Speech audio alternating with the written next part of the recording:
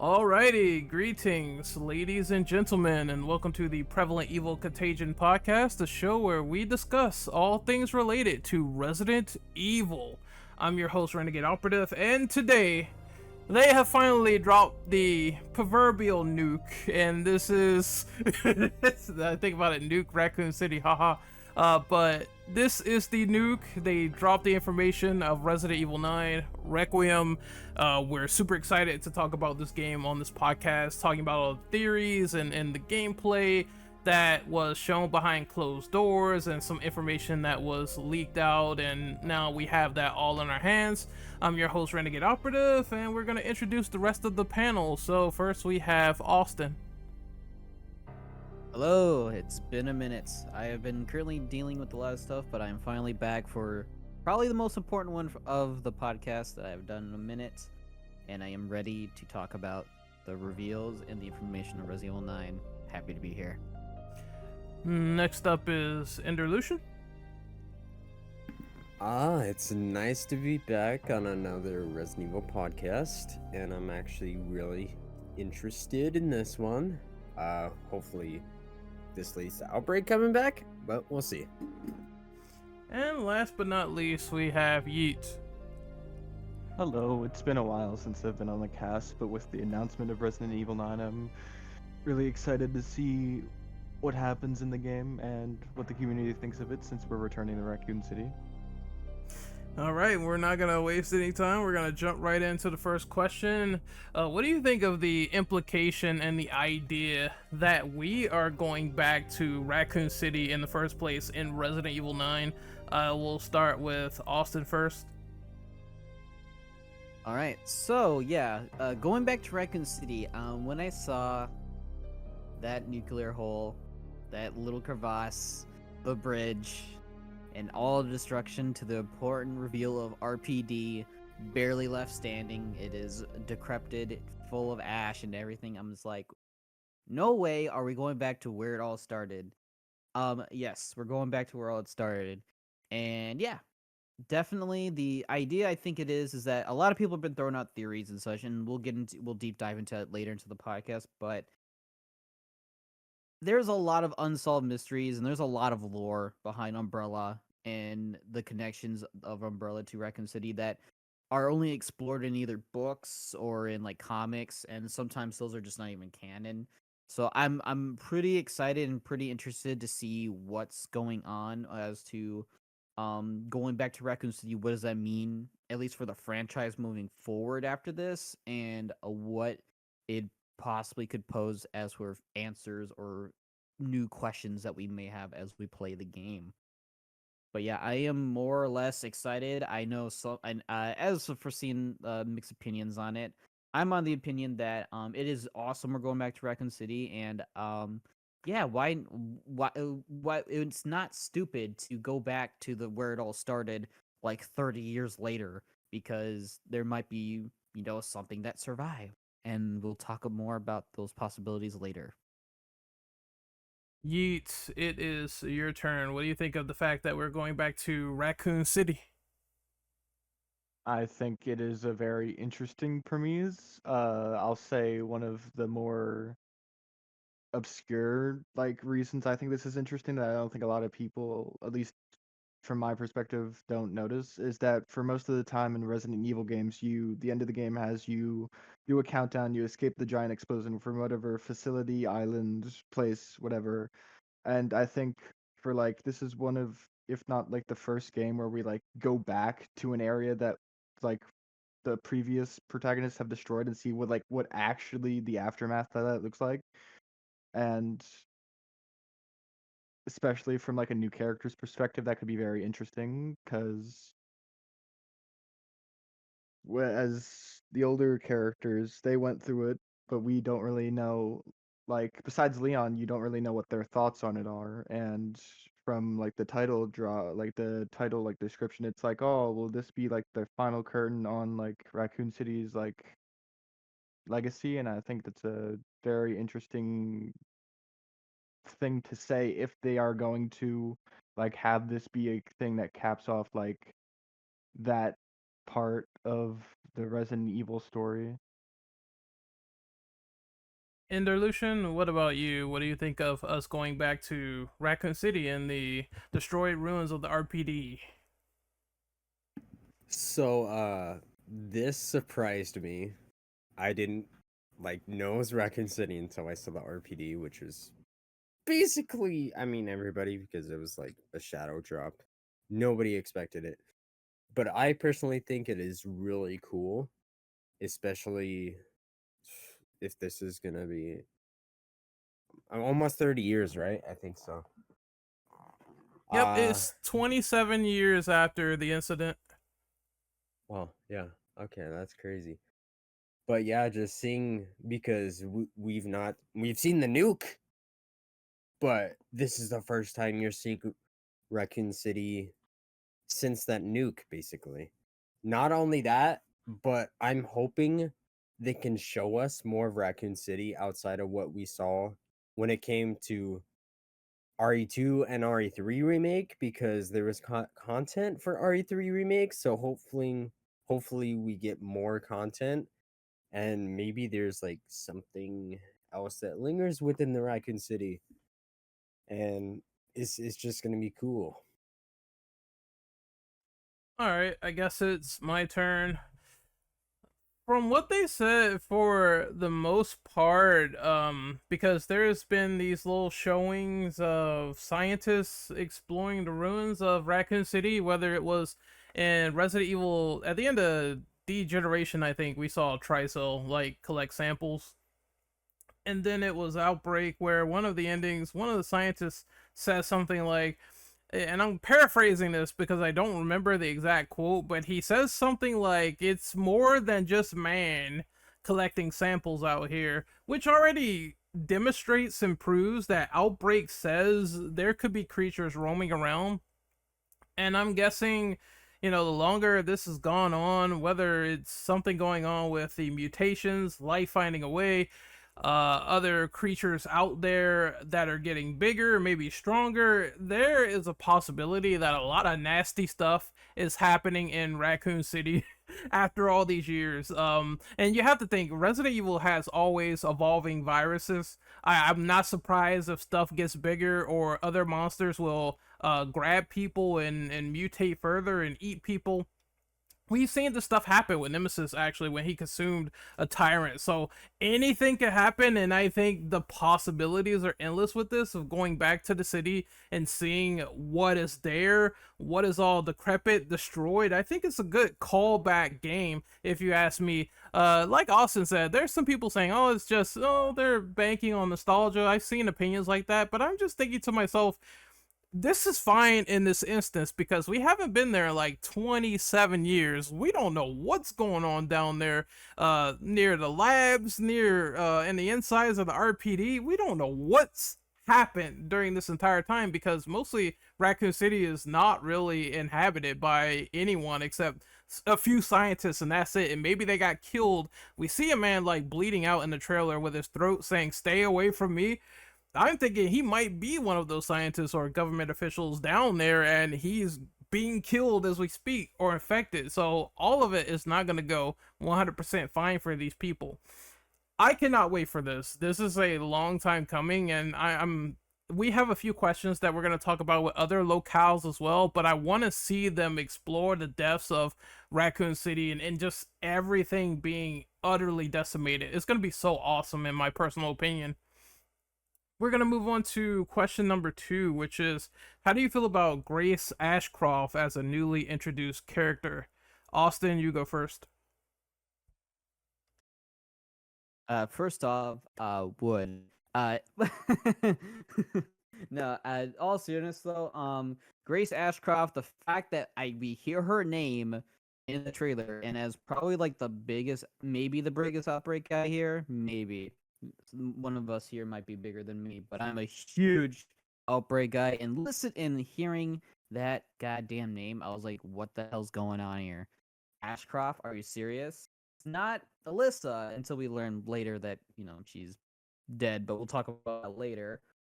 But yeah, Grace Ashcroft, we have a new female character joining the roster in the terms of she is now a legacy, technically a legacy's character's daughter. from a previous game, and that is with Grace. We've had other legacy characters, children in the game, i.e., we've had Jake, Wesker's son, we've had Moira, Barry's daughter, and now we have Grace's daughter, or not Grace's, but Alyssa's daughter, Grace. So this is a pretty interesting, I wouldn't say take on the developers at Capcom, but I'm excited to see what the implications are for her character. We'll talk about more of that in a little bit. But yeah, I love her design. I'm a stickler for short hair women. That's why Ada's the best, and Jill. And we also have a very interesting dynamic with her character that might involve like Easter eggs to Outbreak, which would be really cool. And I think her entire character is kind of maybe setting stone for maybe the future generation. Like, who knows? Maybe we'll see that Kevin, George, Cindy, all of them have children or offspring that will probably meet down the line and maybe spin-offs or future titles. Who knows? But if this is the future, I'm pretty excited because I love Outbreak, and seeing that Outbreak characters at least are now existing in main canon storylines is pretty awesome. All right, next up is Enderlucian. What do you think of the new character Grace Ashcroft? So, I haven't played much of Outbreak. I think she's in the second file, but just hearing that she's the daughter of Alyssa just is crazy because it seems like Capcom's kind of ignored Outbreak recently. Because, everybody just wants Outbreak back in some sort of way. But just having Grace Ashcroft and then going more into depth on Alyssa and what happened and everything, it's gonna be very interesting. And I'm kind of hoping here this is a revival.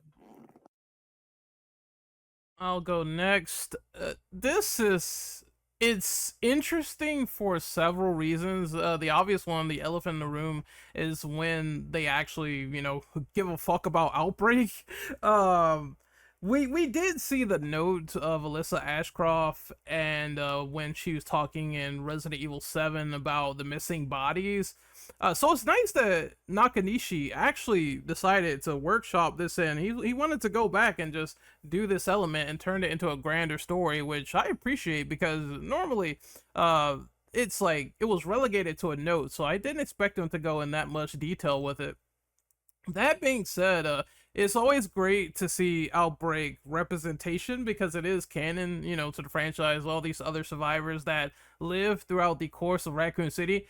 And I think their stories are going to be very important as well. Like, the main thing that I want to talk about when we get to the question at hand later on is, did these other characters like survive or have children and live normal lives until this incident happened? And is this going to factor into this game itself? Because I'm sure Grace probably has some connection with those characters, or she knew them because her mom knew them. I'm very excited to see those implications, as well as possibly seeing those people and possibly seeing maybe some stuff in the newspaper as the stuff that's going on with them, as well as this is a kidnapping case, so people are going to be kidnapped, and I wouldn't be surprised if one of them is going to be another Outbreak character and they got knocked out or something and you find them later. That'd be kind of eerie and cool to see, and that's what I want to see with Grace. As for people saying that, she shouldn't be in this game because she is a new character, we want to see legacy people, I would say people should just hold on and wait until they unveil all of the marketing. When they show everything, the full picture, I'm sure is going to be bigger than anticipated. It's some of the same stuff as well, where people were kind of guesstimating and speculating a bit too much when Village was coming out. Like, I was like, just hold your horses. Chris is not a werewolf. I don't know why people are saying this. And then it turns out he wasn't. So I do think there are some little theories out there and character traits and whatnot, as some of the hate is getting way too grand. But I don't mind them introducing a new character that's relatively an offspring from an Outbreak character, because we do need that audience surrogate to come in eventually. it can't just be because I love Leon, I love Chris, I love all these characters, but it just can't be them bussing in and destroying every BOW 10,000 times as we see before. So I think this is a new perspective. It's sort of one of the reasons why I didn't really hate Ethan Winters, because I'm like, okay, fresh face, new perspective. It's a guy that's the audience surrogate, so you know, the everyman, the every woman, that's fine for them to come in, and I think it brings that FBI profiling thing to a new degree, because you know, she could be a little bit of a detective. We never really had that outside of maybe Ark, and I mean, a lot of people hate Resident Evil Survivor, so I don't mind it getting a second life somewhere else. So yeah, I think that should tie into her gameplay. How is her analyzing skills gonna be in terms of solving the case? Maybe that could be like a little bit of a gameplay mechanic, and they could do something interesting with that. So I'm looking forward to seeing what the new character does. Next up is Yeet. What do you think of Grace right now in terms of presentation? I think it was interesting that the first, I mean, obviously they were trying to do like a bait and switch in the presentation of like, oh, they're not gonna like reveal R9, but like I think it's interesting that the first thing they reveal about her is like being an FBI analyst, and if anybody's watched Bakba Soup, he said that it's that this might be more story focused, and like 8 was more story focused, and it was like if we're gonna go with an Outbreak character's daughter as like the main protagonist, maybe they're actually gonna link up like a bunch of stories, and maybe this will be like one of the most story driven Resident Evils. And I think Grace as a protagonist, and if they throw in a legacy character in there, it could be like really interesting because it could not only tie in like the old main cast, but it could also tie in like the new like modern day perspective of the old events. And I think depending on how it goes, they could tie some loose ends very well. And as some of you were saying, like Almighty, you were saying, oh, it's like you don't like 50 BOWs, and it's like Ethan was a new character. But it's like I feel like people's issues with Ethan, even though I like him, is that he was more of a stand-in for the player, and he didn't develop much personality, at least in 7. So like already people are liking Grace more because she seems to be like an FBI analyst who's a bit in the prime to be a survival horror protagonist. And from the demo, actually, I should probably say that for later. But like from what we heard so far, I'm excited and hope it goes well. All right, we're moving on to the third question, which is, do you think Leon or any other legacy character will appear? There are some fans that are disappointed that we didn't see Jill, Leon, and Chris, and the cliffhanger from Resident Evil Village hasn't been resolved. How do you feel?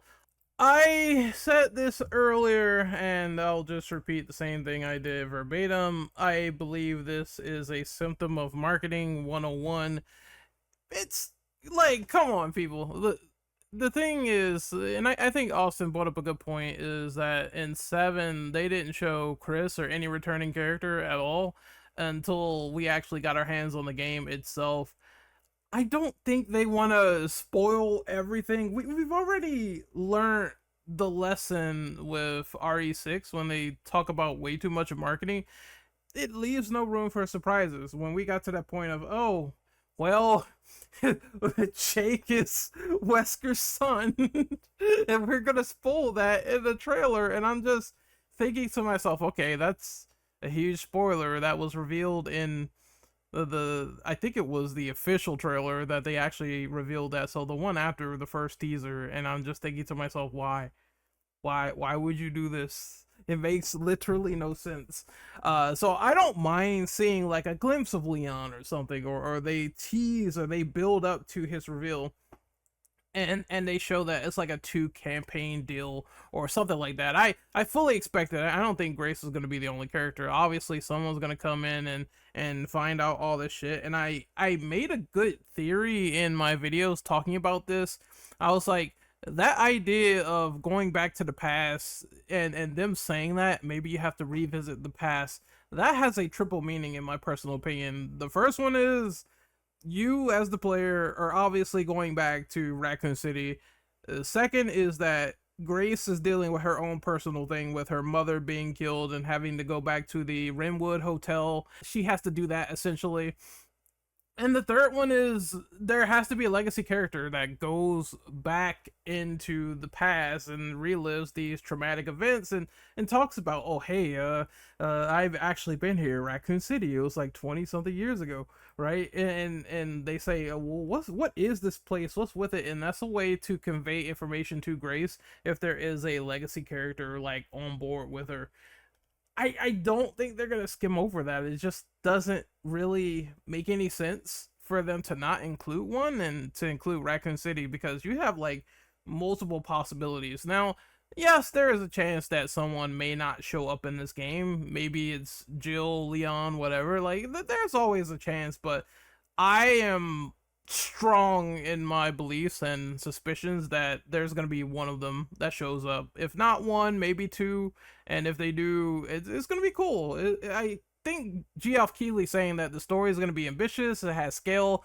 There's no way he's using these words just all willy nilly. So it has some context to it, definitely.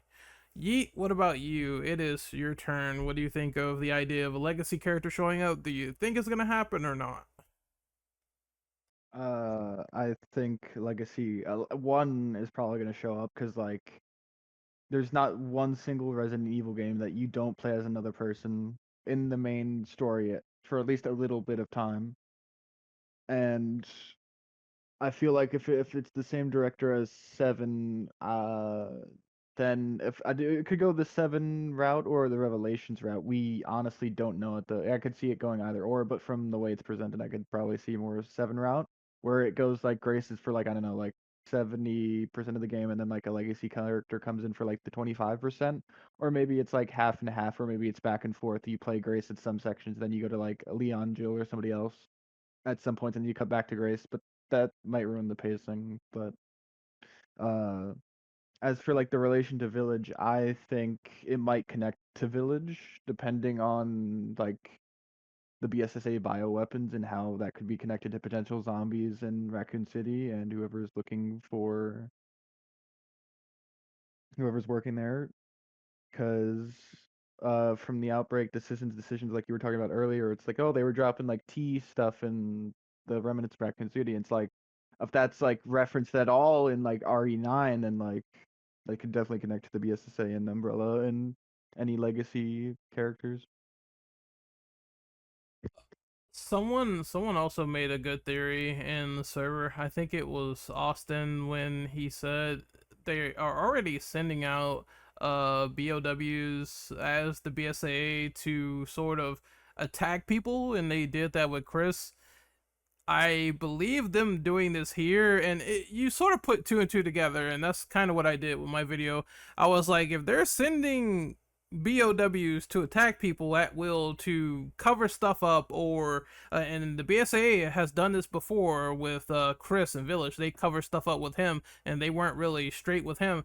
They could be doing the same thing of not really wanting stuff out from Raccoon City, which may explain why all these weird, like, because I noticed this too, like all these politicians are like attacked, people in suits in the trailer, and I'm thinking it has to be something with the US government and them not wanting something to be uncovered, which we'll talk about like a little bit later. But I feel as though the legacy characters are going to be in the middle of that. And I saw a video from Center of Evil, and he said Leon's kind of not really happy about working with the government. I mean, at most we saw it in Vendetta where he's like, oh, you're just bombing people on their weddings now. You think that's really heroic or something to that effect? And they could explore that here with all these people getting mangled and these politicians, and maybe he finds some shit out like, oh, these are dirty people anyway. What's going on here in the government?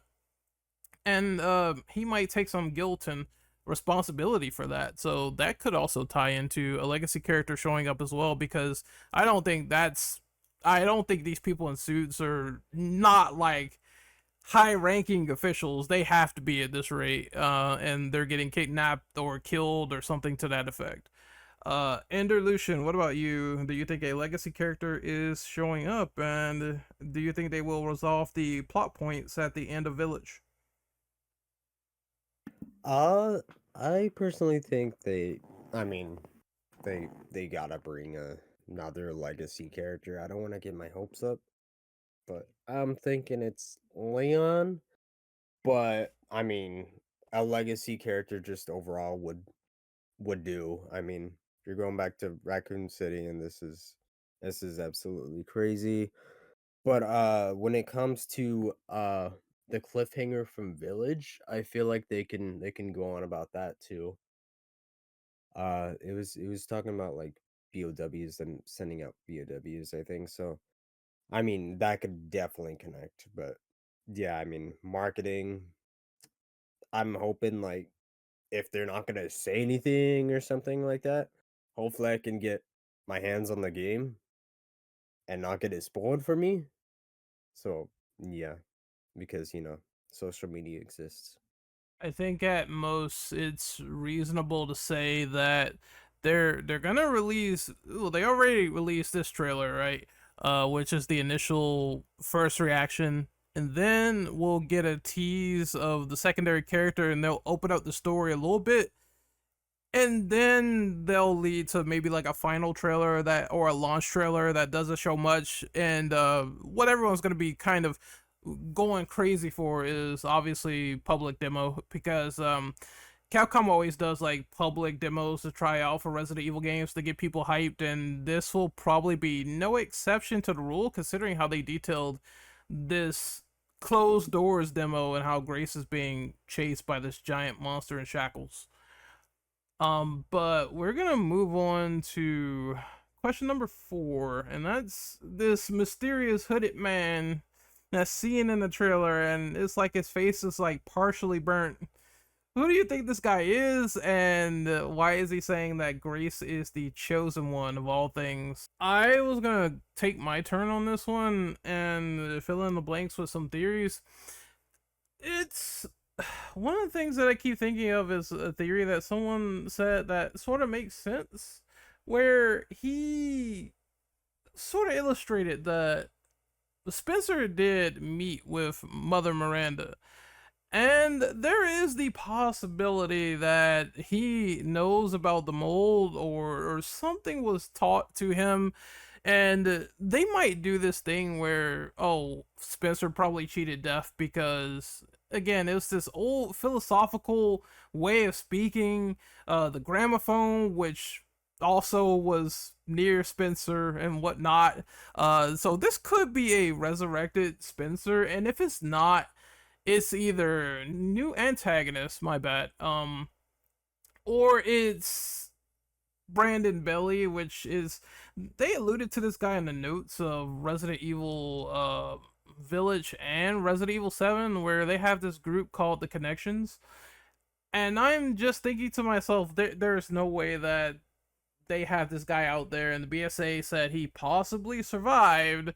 He might not be dead. We don't have a body here, and he might be trying to get this daylight virus to cure himself because he injected himself and he probably played the dead a little bit, but he's mutating more and more and more. And maybe he tried the virus that Wesker took, and it didn't work out well for him, which is why he needs daylight to sort of clear up the mess. So I'm going with those theories. If it's someone completely new, I'm fine with it, but I just hope it's not the same run of the mill villain where they just kill him in like 5 seconds, or he has like no build up or story significance whatsoever. I believe that you need to make a villain kind of come out swinging a little bit, which is why Wesker was sort of appreciated. Now I don't think it's Wesker because I feel like that's stupid. He already had his head blown apart by 2 RPGs.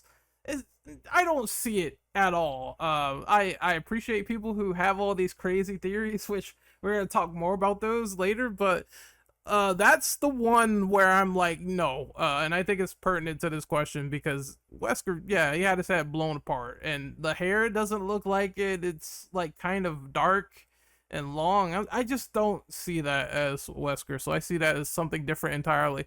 It'd be cool if this is one of the Wesker children that like lived or something like that. There's that theory as well that people throw out there, but I don't know. All I know is I guess we have to wait and see what happens. But I do like the Spencer Miranda thing the most because that seems the most plausible to me. Is that there's no way they would introduce that in Village and not do anything with it. So maybe it's that or Brandon Bailey. Next up is Enderlucian. Who do you think the hooded man is in the trailer?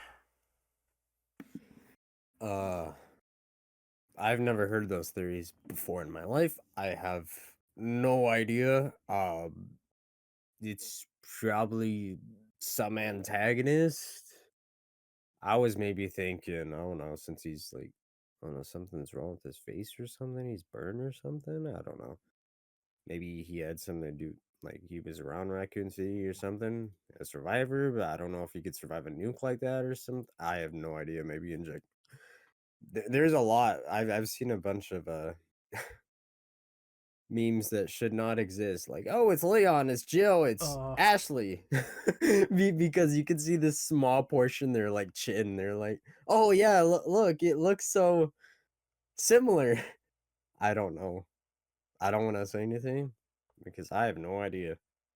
Yeah, at most, I think if Grace has daylight, which cures viruses, I do think it's in the realm of maybe this guy had tea or it's fucking with his sales and he needs her to sort of cure himself from it. Which is like that's normal to say. I think that's fine. That's reasonable to say. He's infected for some reason and he needs to get cured and this person is the only way. And I also think that might explain the missing people who died from a disease because he might have been experimenting on them to try to find a cure and none of them lived, but she did. And I think that makes sense. Which is why the FBI is like on top of these murders being investigated. But Yeats, what do you think about the Hooded Man? Do you think he's someone familiar or a new character entirely for the antagonist? I think it could be either. Like on one hand, it's like it could be like somebody wanting the daylight, like we've taught, like you guys said. But it's also on the other hand, why would they be hooded if they weren't like somebody we knew? So I feel like their identity has to have some kind of relevance. Because um, like most of the time, like Jill in 5, like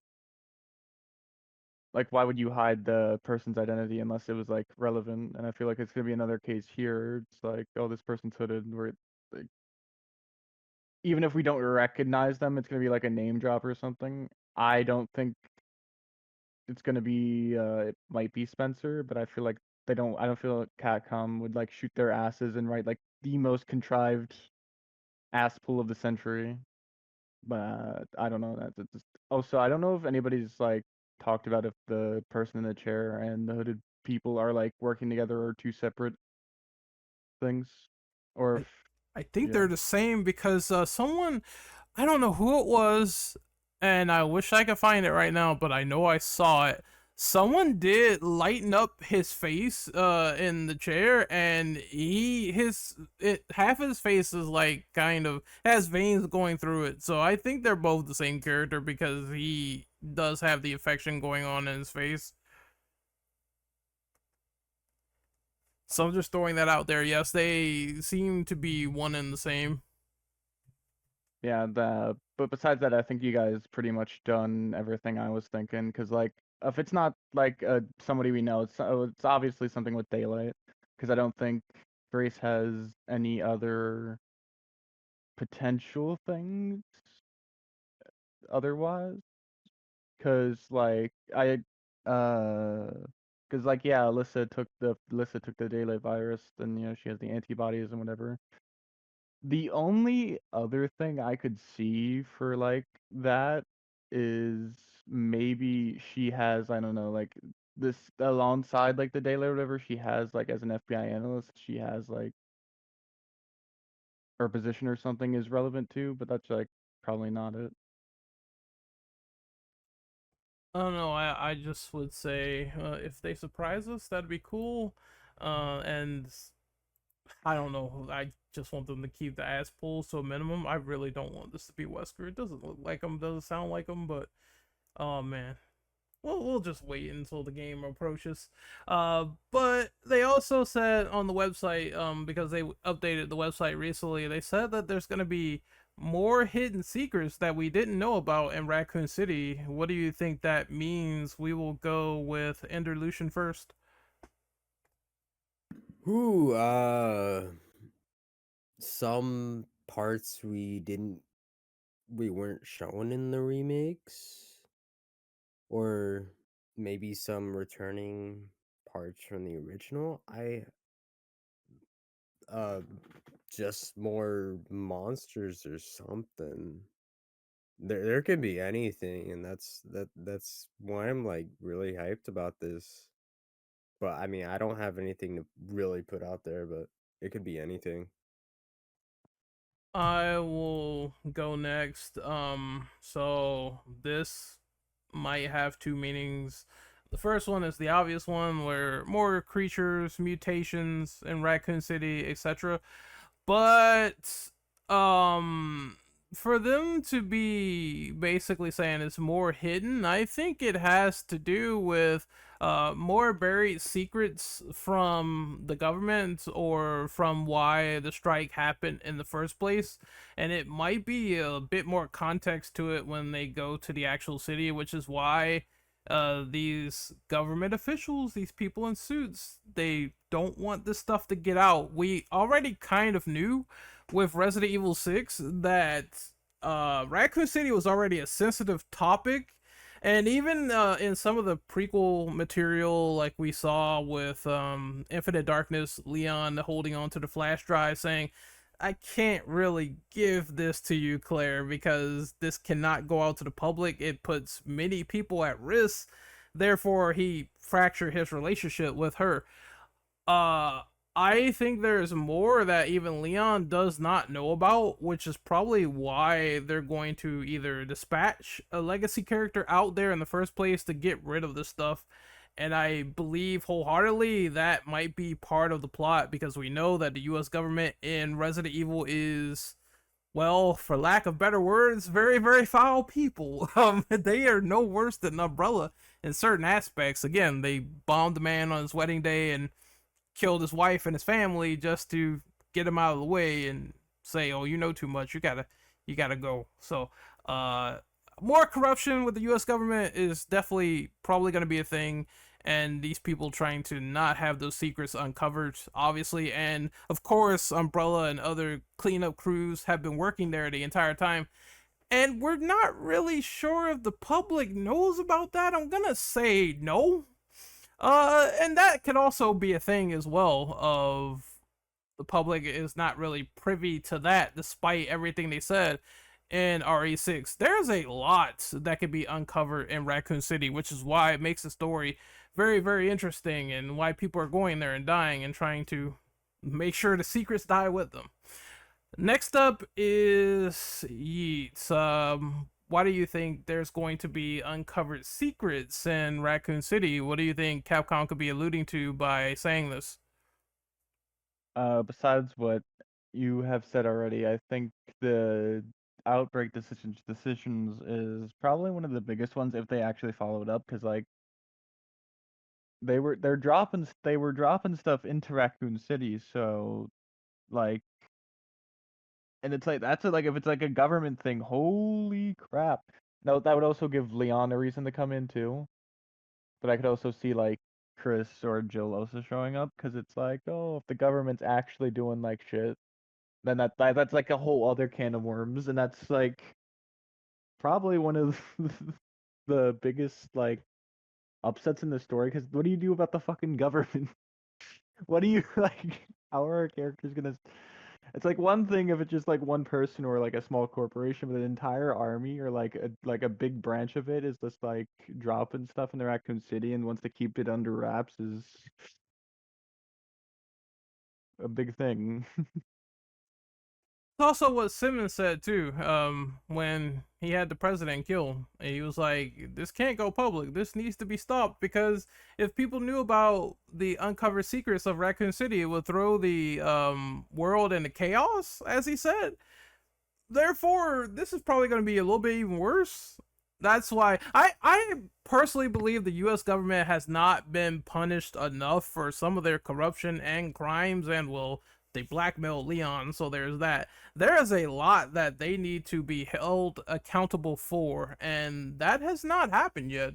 In the series, they have not been held accountable for a lot of things, and I think to myself, yeah, this probably is the game to explore all of that stuff in. But I guess we'll see what happens as they get it all together. I'm very intrigued by the plot, though. Austin, what about you? What do you think of the secrets, the hidden secrets in Raccoon City, and what do you think Capcom means by that? If I had to assume anything, it might have to do like what we said about decisions with like, Raccoon University, which is where the Daylight was made and developed. And I hope that it might shed a little bit more light on that. And it could possibly do a whole lot more afterwards. Like again, we might have like a good chunk of Raccoon City, even though it's destroyed, we might have a good chunk to explore. And yeah, that could be very, very nice to see. So if there's any hidden secrets, it's probably just referring to just like deep lore stuff that happens. Like we might get some Operation Raccoon City lore dumped somewhere in the game. Because who knows? Like if we're smack dab in the middle of Raccoon City at the beginning of the game, or maybe even later, if Leon or whoever is the secondary main character is investigating Grace's disappearance or whatnot, it could lead to a lot of secrets being uncovered, like uh whoever said Simmons mentioning that the incident in Raccoon City would literally throw the global world in chaos. Like it's making it sound like whatever went down in Raccoon City might have been justification for them to nuke it. And not just for like, oh, we need to contain this hazard. That was just what they were saying they were doing for it. But what if the government already knew about this crap and knew about Umbrella's bioweapons because they were like the number one investors? Who knows? Maybe it goes that deep where the US government is actually been the bad guy the entire time. The US government is actually Umbrella. Who the fuck knows? At this point, I just want to fucking play it. I just want to know the story because it, like I said, this is probably gonna be like one of the most story-rich games.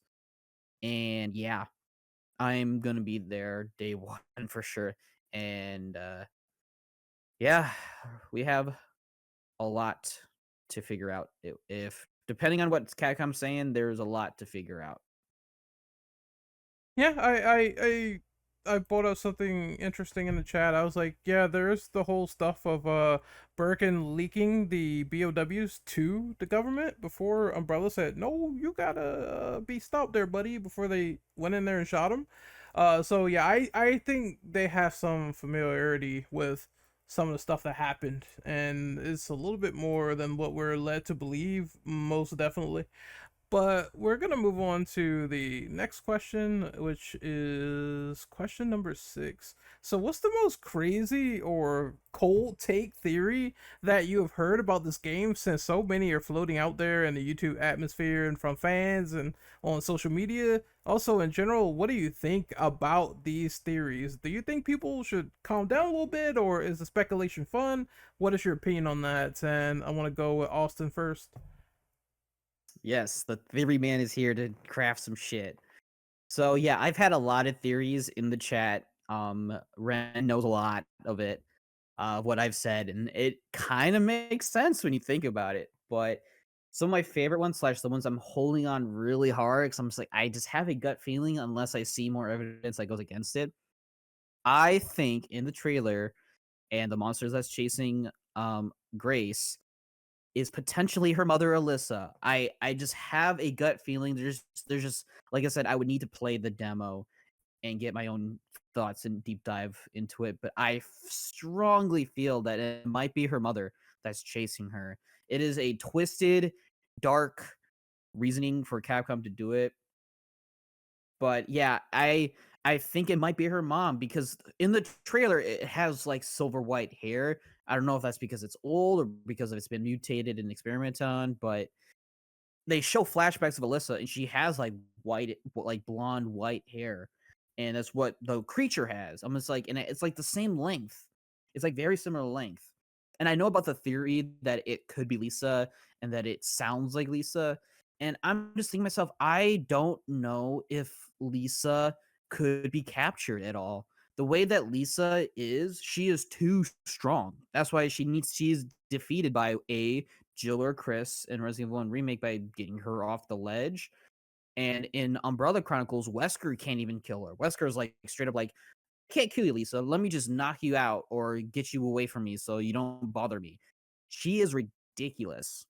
She's probably still alive, and I would not be surprised if they did make it Lisa. That would be pretty cool, but I just you don't see any tendrils. From what I've heard, you don't see any tendrils coming out of her. You don't see any of the actual like design of her in it, other than it sounds like her, and she has chains on her wrists. That almost like every Resident Evil game has had chains on a monster or BOW. Like that's a common thing. So I don't think that supports the theory that it's Lisa. I think it's Alyssa. It's just a really dark twist, and it might come into like a really big story and plot moment for the characters. But yeah, that is like the biggest theory I have, other than the theories I've stated before, that it's a lot of the BSAA, the government is like mostly a factor. The U.S. government might be the actually Umbrella themselves. Who knows?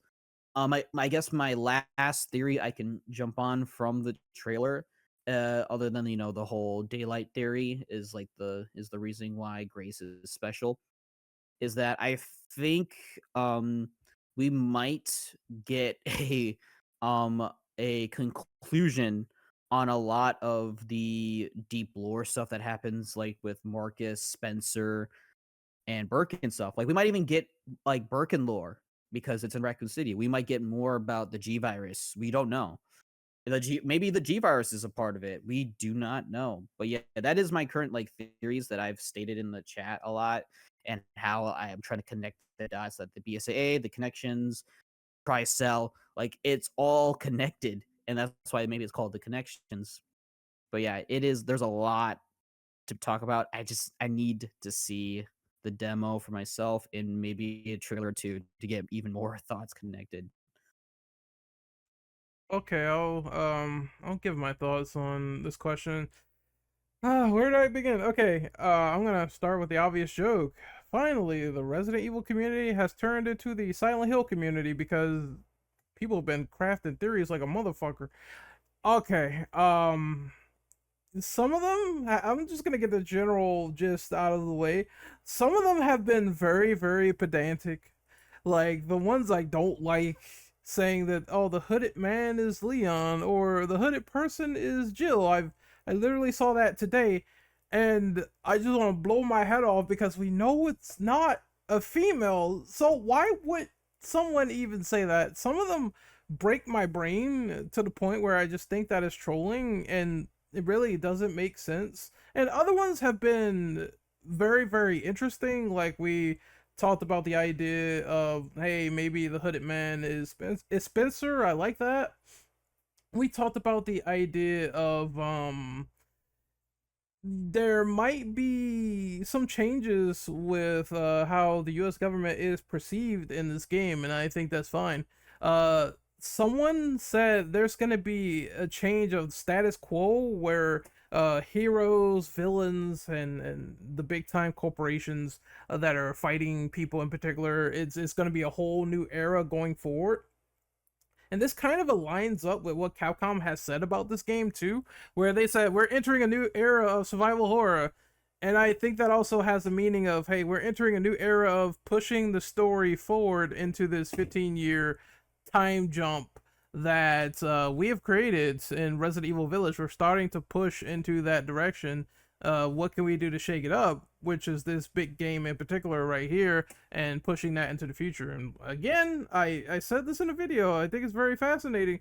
We don't know who all lived or died during that time jump. The only thing we know is that, hey, Chris is alive and Rose is alive, and that's it. We don't know about Leon, we don't know about Ada, we don't know about Jill, we don't know about Sherry, none of them. It's only Chris and Rose, and that's it at the end of that time gap.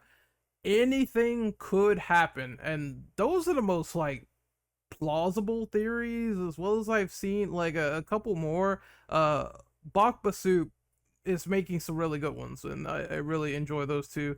Uh, so it just depends on how it's being presented and said. To where if it makes sense, and then there's the other ones where it's like this really makes no sense. How is Jill this hooded person? It's like it just blows my mind. But you know what? I do think it's fun, but I go back to the joke I said earlier. We have officially become the Silent Hill fandom because we made just as many crazy theories on Silent Hill as we are doing with this game. So I guess it's full circle. But Enderlucian, it is your turn. What do you think about the theories that are being crafted with RE9? Uh, I really haven't been around like social media and everything regarding the theories, but I've heard a lot of interesting theories. It's just baffling like how many things you can just think about. It's like this past week I've been sick and everything. I've been trying to get past that, and it's still kind of affecting me. But the fact that Lisa, I mean, that's a good theory. I've never heard that Alyssa one. That one would be like a Village Rose situation, right? Because the that house or whatever in Village, what was that house? Uh, but yeah, I don't really want to put anything out there because I don't know much, haven't heard much or anything. It's just a huge situation. That's all I got. All right, we're moving on to the next one. This is officially confirmed. They said we now have the option to switch between first and third person camera angles in this game. What do you think about that in particular? Austin, you are up to bat first. Did Yeet go? I don't remember if he did or not. Another last question. Uh, theories. Did you go on theories or no? I don't think I did. Well, you go ahead on this one, and then we'll move on to the next one. Uh, as for theories, God, oh my, don't I was just say we have become the Silent Hill community where we just talk. Dude, it's crazy. It's Like like, literally, it's almost the same. bro, the fucking Bakbasu video taking me out. It's gonna be Wesker, and it's gonna be like we've never seen the actual Wesker in the entire franchise, and it's just like his clones, and this is the actual Wesker for the first time. But anyways, like the most plausible theories are like the ones I could see the most are like Spencer new character or like but that's pretty much it because like it's I don't think it can be Wesker's. No way it's fucking Wesker. If it's Wesker, that's the most ass pull of all time, and I wouldn't even like it just because like it would just feel like fan service for the sake of it. But other but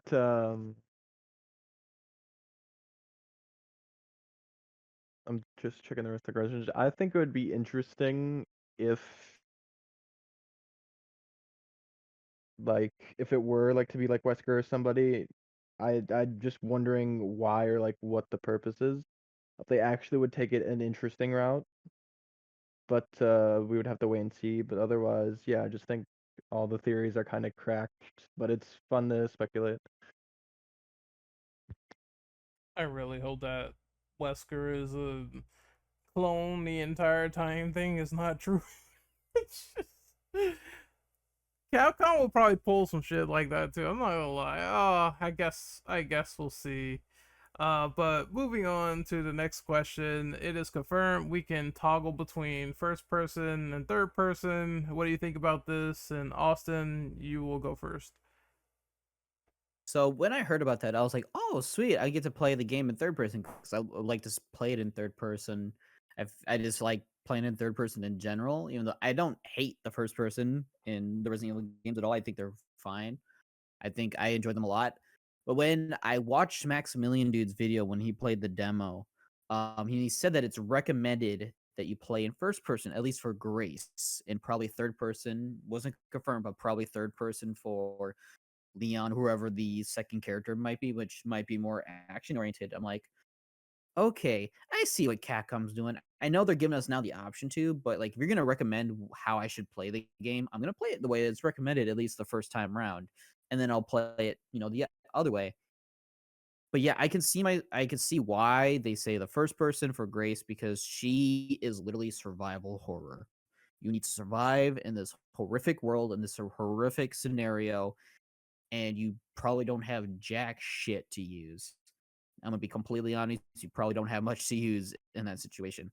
And that's why there's going to be the survival action horror, which is probably gonna be like Leon or whoever the secondary character is, which is gonna be more action oriented, and that's better to play in third person because it's probably a lot more better to play it in that way. And if it is Leon, they'll probably take a lot from Resident Evil 4 remake and etc. in terms of like the parry system, hopefully, because that was probably the best part of that game, at least in terms of gameplay changes.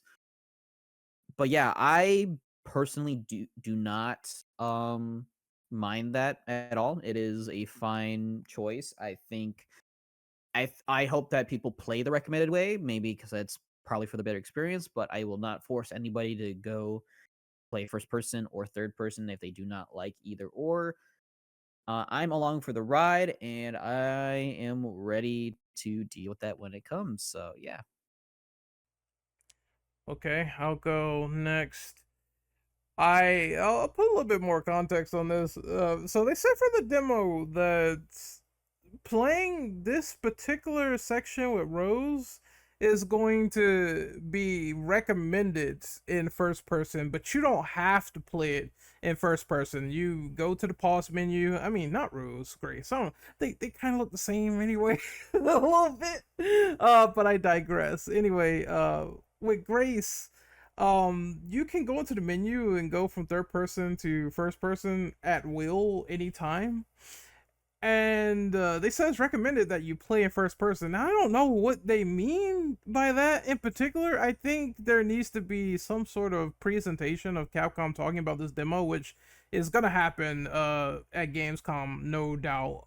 But I'm wondering what they mean by first person recommended. I'm thinking to myself that for the Grace portion of the game, they recommend it in first person because that's gonna be the most scariest. But I hope that the third person part is not gimped and it still plays pretty well. Some people who saw this demo said the animations look crisp no matter what in third person. Therefore, they seem to be giving it more attention than they did with Village when they put that game in third person, and some of the animations was weird. You couldn't turn the camera to see Ethan's face, and there's just a lot of weird stuff going on. So I think they had this in the cards the entire time because Shadow of Rose was not first person, it was third. And they were experimenting with this whole time. Now you can switch between, but I believe that because they're doing this whole thing, I think some development, because they said this game might have been internally delayed. I think that will probably take longer because you have two camera styles you got to work with, and you got to make the game cater to one or the other. Otherwise, it's just gonna be like, what's the point? The other thing I'm thinking about, and I made this sort of analysis in my video, was that one of the things they might be doing with third person is saying that, oh, whenever the legacy character or the armed character comes in, we're going to have guns blazing, magnums, handguns, shotguns, and that might be recommended for third person. And I can see, oh, now it kind of makes sense. There's still ways to play the game however you want, but they're sort of recommending it depending on how the playstyle is, which I think it's fine. I have no problem with that as long as I can still kill shit in first person and do all crazy shit or whatever. I think it's totally fine. Same for third person. I hope that's still a really surreal, scary experience as we play the game. Next up is Interlution. How do you think about the idea of switching between first person and third? I personally, I mean, I'm personally fine with it. When it probably comes to my playthrough, I do agree with Austin on that portion. Like Leon would be probably more action oriented, and then Grace, yeah, Grace, uh, would be more like survival horror, especially with that part with the demo I'm hearing. It's kind of like that Viento house in a village, but yeah, I mean it does give open an opportunity to more that do if they prefer third person or first person. This can actually bring like people in. If I know, for example, some people do not like first person because it kind of gets emotion sick. So adding that additional option for third person just helps out overall. But I'm gonna go out as is, and I'm gonna see what I prefer when it launches. I saw someone say before that hell, I'm gonna replay the game multiple times, so I'm gonna do both either way, and that's kind of how I see that philosophy too. Like if I prefer one or the other, that's fine, but I'm probably gonna play this game multiple times, so whatever sticks is whatever's gonna happen. Yeats, it is your turn. What do you think of the idea that you could switch between first and third at any time? I think I've seen some people say online that like, oh, it's like they're kind of worried about it, not because like more so because of like artistic integrity, and it's like they're worried like half the game will be half baked because they couldn't focus on one perspective. And to me, I actually kind of get that because it's like, oh, first person recommended, or like, it's like, yeah, well, like the game be like ruined for the other person if they're like not playing in its perspective. And that's like, that's why I feel like the recommended part is like fine because it's like, oh, like if you're gonna complain at the if, like, oh, I'm playing a third person and then it says first person recommended for like, I don't know, Grace's sections, then it's like, okay, then you didn't play in the recommended, so it's kind of your fault. But it's like, oh, if you're playing like an action part, like Leon Jeweler or somebody like a legacy character, if you're playing in like third person recommended, and if you're playing in first person, it's like obviously you're gonna be like, yeah, I kind of understand I have to play in third person because action's a bit limited in first. So I just think it depends on how Capcom approaches this, because like on one hand, yes, it is scarier in first person, but on the other hand, like how did they design like the levels with the camera perspectives in mind, especially compared to Village? Because it sounds like it controls like 4R in third person, so it sounds like they're both fine. So, but just how does like the design come into play?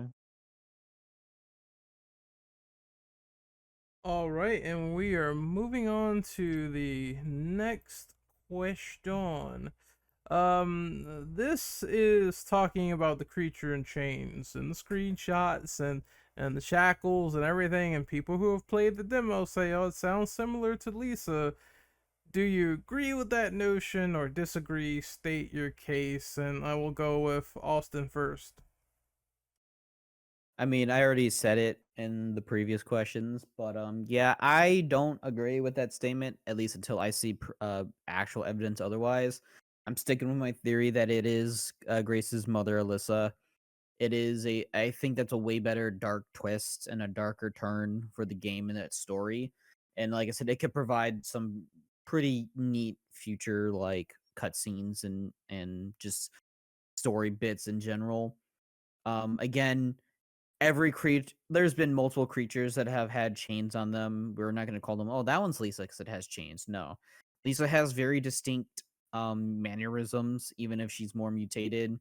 We don't know what her mutation even does. All we know is that it kind of makes her immortal, is essentially what the notes say in Resident Evil 1 remake. She's immortal, she regenerates, and that she's just super powerful. And her skin has mostly fallen off. That's why she wears the mask. For what I know as a monster is that the monster does not wear any flesh masks. It has a face. It is mutated, of course, but from what Lisa is, her face is literally like almost like a skull that's like warped in like flesh and muscle tissue. Because there has been renders of where it's just like her skull showing.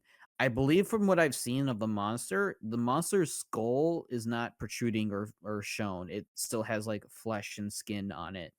So that is my my evidence against that theory is that it doesn't have the design of Lisa. Yes, it kind of sounds like her, but it's probably not her, and I think it's Alyssa. I'm sticking with that theory still. But yeah, I like to hear like see more, and maybe they'll show more in later trailers that might disprove that or prove my theory. Who knows? But I am willing to accept whatever outcome that it may be. All right, I'm gonna go next. Honestly, I don't know. I can't tell because I guess that is a secret that the final game will show, and everything else is just kind of hearsay. But this is what I will say: I am open to the idea of either or happening, whether it is Alyssa, which makes the story hella dark, that they took her mom, experimented on her, which is once again probable because she also injected herself with the daylight and passed it on to her child, but maybe something went wrong and mutated, and you could sort of craft that in, and here's this dark presentation of here's a child that has to kill her mother, and they're also introducing storybooks in this game. We saw one on the table by Matilda, and maybe they might be like, oh, the child killed their mom just like Village did, where they tell a little bit of the story in the storybook and it leads to events that happen in the game. And we did see that in a screenshot. I think that's plausible, but on the other hand, if they want to bring back Lisa Trevor into the equation once again, where Grace wakes up at, I think Spear Hunter pointed this out, where she said they're already near Raccoon City because she wakes up in a civic center called Rhodes Hill, and that's on the outskirts of the town, so they're already there in some capacity. And if you want to say, oh, Lisa's been around this entire place the whole time, just sort of stomping around and doing things, that you could do that too. I think either one could very well happen, and I'm all for it. I just have more of a familiar state with Lisa Trevor and what she does, and seeing her back would be fucking trippy in my opinion, especially how big this creature is. But I'm gonna let Capcom cook. I'm gonna wait and see, and hopefully they keep me surprised either way. Next up is Enderlucian. What do you think this monster could be? Do you think it's a reoccurring enemy from RE1 Remake or something different? Uh, I mean, this one is a difficult one, but I mean, Lisa can't really be out of the equation. I mean, I haven't I get played the demo or anything, but if people are saying it sounds like her, and then there is chains you hear and everything, I mean, that can't be out of this situation. But I'm not gonna agree or disagree because I don't know much regarding that. But I mean, I'm open to whatever they do give us because it would be very interesting having her back, especially in a RE Engine game, and just with that physiological horror, it's gonna be fun. Yeet, what do you think of this? Do you think it's Lisa or do you think it's different entirely? I just think it's some random monster. Until we get the demo, I'm just gonna say it's some random monster. But if it's like if they're right about like the monster theory being Alyssa, then if there's like a storybook and we get to read it, then yeah, I could maybe see that being Alyssa. But otherwise, I just think it's some random monster that's mutated. Or maybe if it sounds like Lisa because it's a strain of the progenitor virus, or they're doing something new, I could see that happening. Cause like Lisa did survive, so maybe uh and they did send like the T, so maybe they're mixing like the fact that the T virus is getting sent to Raccoon City with the fact that Lisa is also alive, or like mixing that, or like testing stuff and seeing like new strains. But otherwise, yeah, I don't really see it being other thing other than just a normal monster from like caused by the virus. I definitely think this civic center and with the IVs and everything is definitely a testing area for sure, 100%. But we are going to move on to the next one, and that is okay. This is an interesting one. Do you think there's going to be any more references to Outbreak, and what would you want in this game personally for them to reference, whether it's characters or stories? And what do you think that's being set up for? Austin, I will have you go first. Okay, so as the big Outbreak guy here, yeah, of course I would love to see more. I would love to see like George, David, Jim, Kevin, especially. Definitely Kevin would be. I think Kevin would be a very, very interesting choice if they bring him back. Not only because he's the type of person who would like go in and help try to save Grace, who is Alyssa's daughter. He always protrudes himself as like he wants to be like a hero type, even though he had kind of failed at being that way because he failed at stars. But I would love to see more of these characters or reference to them at least, which is Grace. Who knows? Maybe Grace has a somewhat of a close relationship with the other survivors that with Alyssa. Who knows? I know people have made theories on the trailer that there's figures in the flashback in the part of the trailer that people have been speculating that it might be some of the Outbreak characters looking at Grace through her flashbacks, which is very plausible. I won't deny it. I did take a time to like look at it and like very look at it and like try to like, does this look like a character? And some of their silhouettes do hint at majority of the male characters, not any of the female characters. So probably like Jim, George, David, probably Kevin. Who knows? I'm trying to remember the relationships in Outbreak because in Outbreak, relationships kind of do matter, at least with the AI. And Alyssa was friends with, she got along with Jim.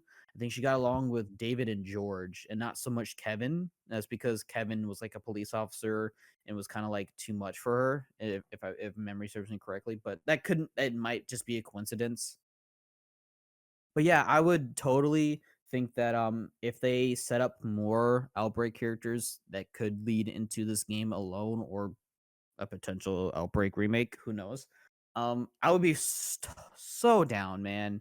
So down to see more of that.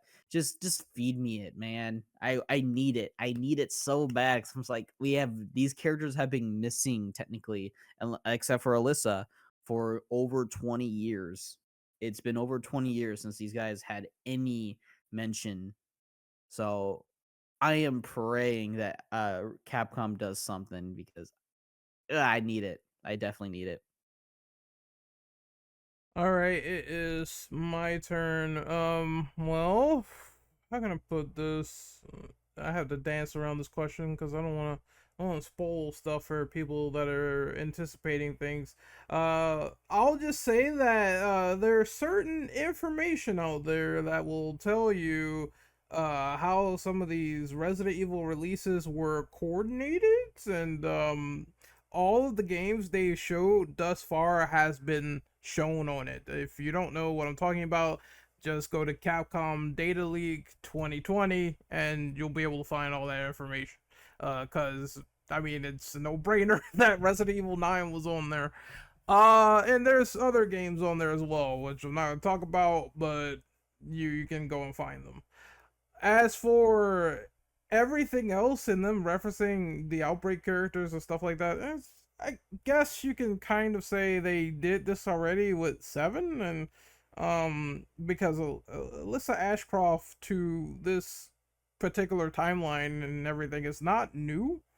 Because they had the note there, and that's the note that people are gonna constantly bring up and talk about. As for the other people, I don't know. I want to see most, if not all of them, come back, or if they are referenced in some way. As I said before, I think one of the cool theories is if they try to snatch somebody up like Kevin or Jim, and they manage to kill someone and get out. That's what I think is going to happen, because I don't think the mass figure is going to capture everyone successfully.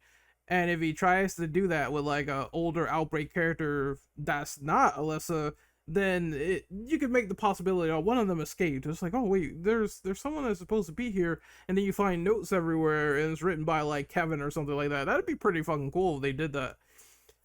I expect more because there's no like they're putting it all on the table for this one for Outbreak references. I don't see why they wouldn't go a little bit more in detail as to what happened to most people, and it ties into the story yet again, facing the past. If those people did come back and they found Alyssa to be in trouble, then they would come back and try to like save her or something like that. I just see that in their character. No doubt they would definitely do that, but as for who, I don't know. I can't tell you. Kevin would be cool. It'd be cool to see Kevin and Leon like just interact one last time. That'd be fucking awesome because they were friends in the RPD. For the people who don't know, Kevin and Leon were definitely friends, and I think Kevin wanted to get into stars, which is what Leon wanted to do in the remakes and in the OG timeline. He wanted to know more about stars and get in there and sort of help them out. So I think having those two talk and interact would be kind of cool. Even if it's a small scene, it would still be cool no matter what. Even if everyone like split up or some shit like that. So I say ejected into my veins. I love the Resident Evil Outbreak. I played File 1, File 2 with my friends on the IES channel. It's up now as a playthrough, and we had some hilarious times during that. So that stuff was pretty good actually. I really enjoyed that game, and I'm glad I got to play it online. Next up is Enderlucian. Do you think there'll be more references to Outbreak characters or not? I mean, I personally think there should be if they're gonna open it for bringing Outbreak back. But if this is all about Alyssa, I feel like they do need to bring up that sort of past in history because she was an Outbreak. So, I mean, I wouldn't mind if they were to mention more about it, but I mean, okay, maybe I really do want it. But yeah, that's about everything. Yeet, what about you? What do you want them to sort of reference with the Outbreak characters and maybe bring some of them back? Me personally, I didn't play Outbreak originally. I only started playing it like a year ago, and I'm hoping that if they, I'm hoping it leads to a remake or a remaster to modern ports. But if it's not any remaster and it's just like content within RE9, I think I saw somebody say that Mia's tapes in 7, since it's the same director, maybe we'll get something from like Alyssa's reports with other survivors, and that's how we get to see them. And it's like, oh, Alyssa interviewing them or referencing them. Now, if it's like RE7 where like we get to play as other characters through tapes, holy crap, that would like be like god tier. Like, cause imagine you're playing like Jim, Kevin, Cindy, or Yoko through like that type of tape. That would be so cool, especially for like Grace's perspective and what that can mean for her. It's like you get to see what like the nightmare was from their perspective. That's still haunting people 20 years later. But like it's like if they add any of the other Outbreak characters, it's 100% getting a remake. Like if they add any other models, like Outbreak's 100% in getting a remake. Like there's no doubt about it. If it's only Alyssa, it's like yeah, but like if it's more than like Alyssa and there's actually like a bunch of them, then holy crap, is Outbreak remake definitely happening. This is why I really liked RE7 because I think if they do add those characters back, the tapes would be the best way to do it. And not only that, there could be DLC tapes. That is the perfect way to bring those characters back as like sort of little playable scenarios and then see if you can get out, and that would add a lot of longevity to the game. I always say that um RE6 and RE7 is probably some of the better content packages for Resident Evil because they have so much fucking content. So when they make a gold edition to this game, it is going to be absolutely insane if it's the RE7 director because those tapes are going to definitely tell more of the story from certain perspectives. And I think people like them and they had good reception. So why not bring them back? But we are moving on to the next question here, and that is, what do you think of them killing off Alyssa Ashcroft in this game 8 years ago? Do you think they're going to explore it more or not? And I will go with Austin first. I mean, yeah, I think it's a given just based on like the whole beginning of the trailer that we saw is that it is revealing that, oh yeah, Grace, when your mother died, yeah, this is the same place that she died.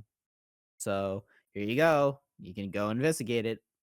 Like I think it's a no brainer. We'll definitely explore more about her death. And like I said, I'm holding on the theory that she is the monster that is chasing Grace.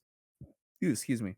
But yeah, I think them killing Alyssa, I wasn't so much like saddened by that or upset or disappointed. I felt like if we're gonna play her daughter and then they set it up as kind of like a crime thriller setting, which is like, oh, your mother died by the same killer, like yada yada. Like this is like kind of like sort of like not a revenge story, but more of like like to get the truth, like get the facts type situation, which I think is really cool.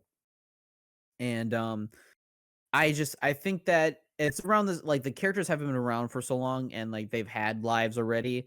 And I think we seeing the other people die, like Kevin, George, any of them, Mark is more or less maybe have died already from old age because he was pretty old when Outbreak started. I think he was like in his 50s, so by this time he'd be close to his 80s, maybe already in his 80s. Who knows?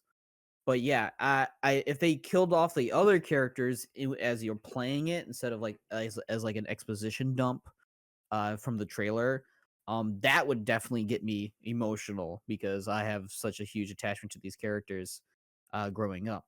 But yeah, I definitely would like to see. We'll probably learn more about her death. If she's not the monster, we'll see. We'll find out why, and we'll probably get our answers in the game for sure. But yeah, my personal opinion and reaction to it was that I was like, "Oh shoot, she's dead." Oh wow. Oh, this is her daughter. That's cool.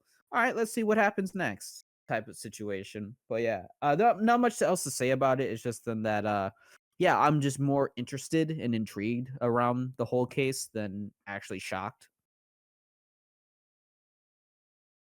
Okay, it is my turn. So I'm just gonna go off of some of the wording that was said by once again Doritos Pope Jeff Keighley.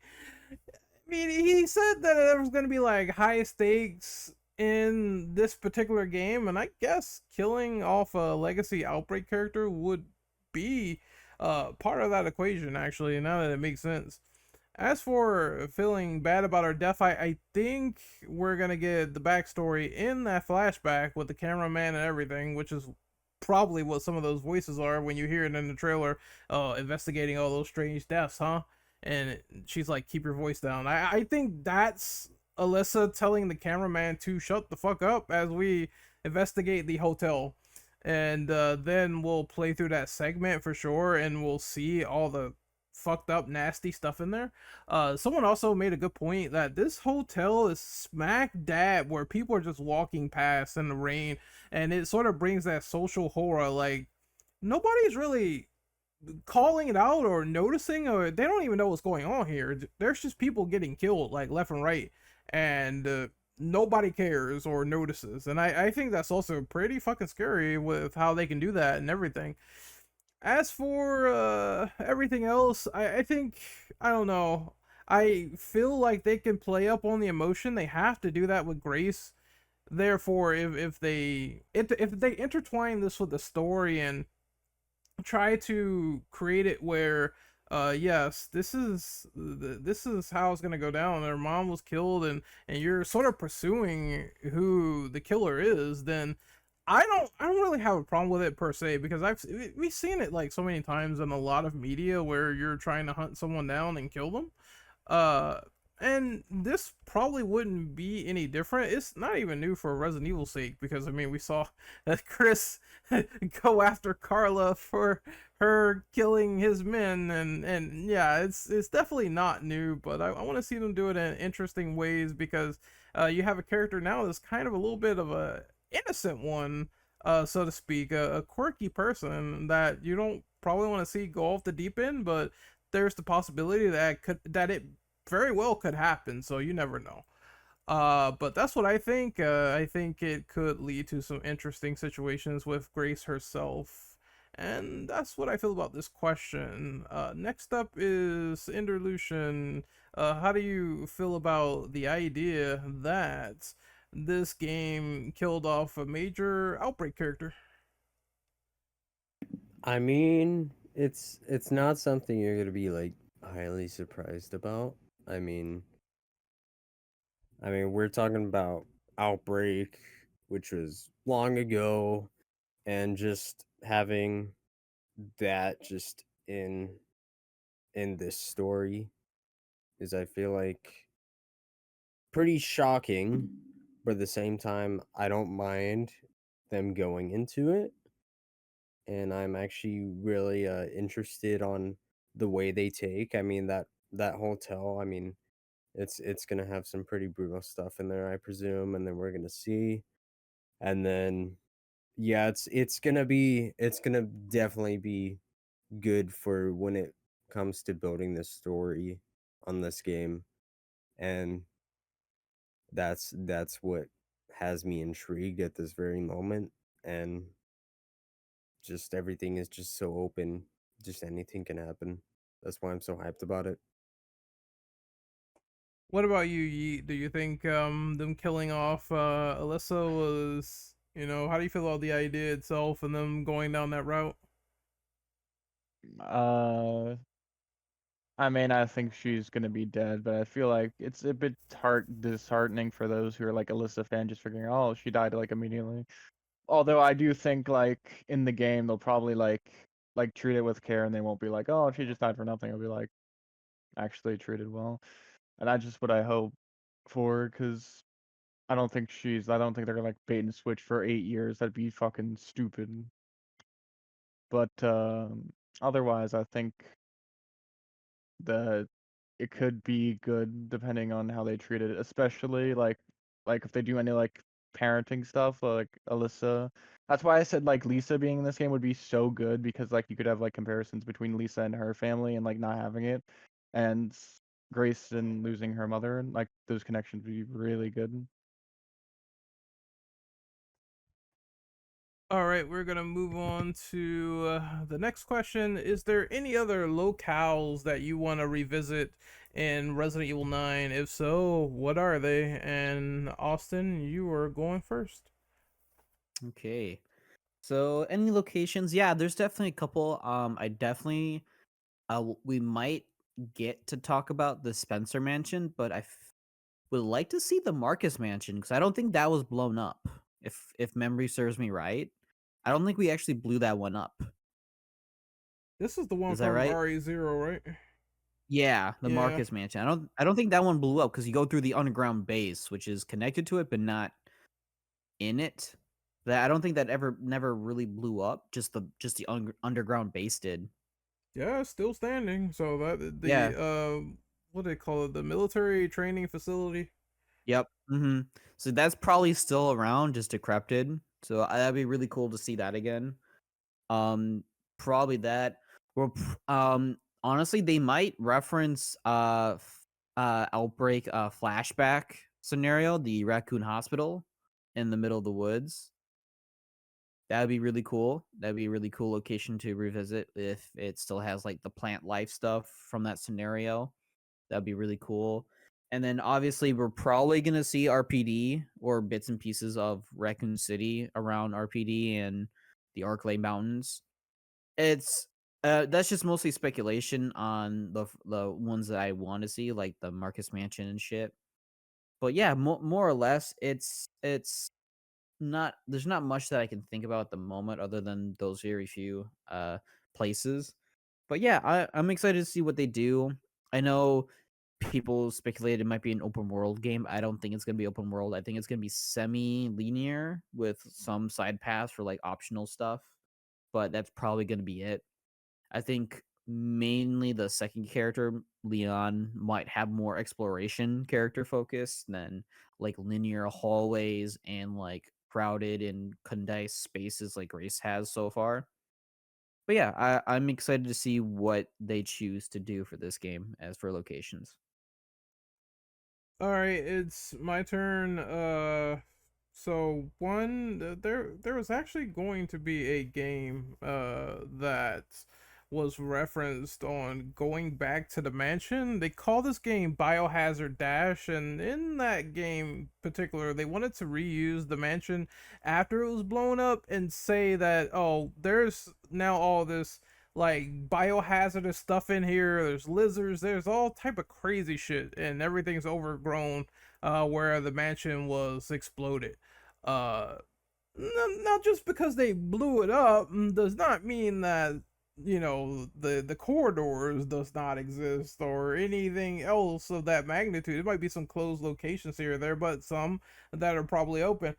It would be cool to go back into the forest, because we 100% know that there is definitely creatures out there as well, as evidenced by the dogs, and they got to be still roaming around somewhere.